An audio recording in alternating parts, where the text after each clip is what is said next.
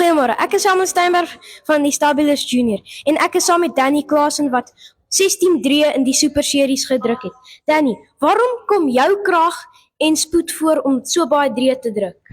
Ek dink dis 'n talent wat Jesus my gegee het om dit te gebruik. OK, en help jou spanmaat jou ook om so baie 3 te druk? Ja, hulle help my baie om so baie 3 te druk.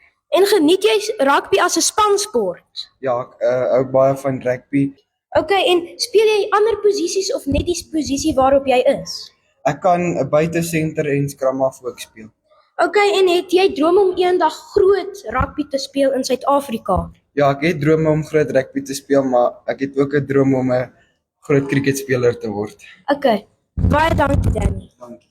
En ek is saam met Jan Viljoen. Sian. En waarom het jy begin rugby speel? Ek het begin rugby speel omdat dit baie lekker was vir my. Wanneer ek die eerste keer toe ek die Springbokke gesien speel het, het dit baie lekker vir my gelyk. OK, en wanneer het jy begin rugby speel? Dubbel R. OK, en van waar af kom jy? Ek kom van Sasolburg af by die Valdriehoek. En hou jy baie van rugby? Rugby is my lewe. Ek wil eendag 'n rugby speler word. Springbok. Baie dankie.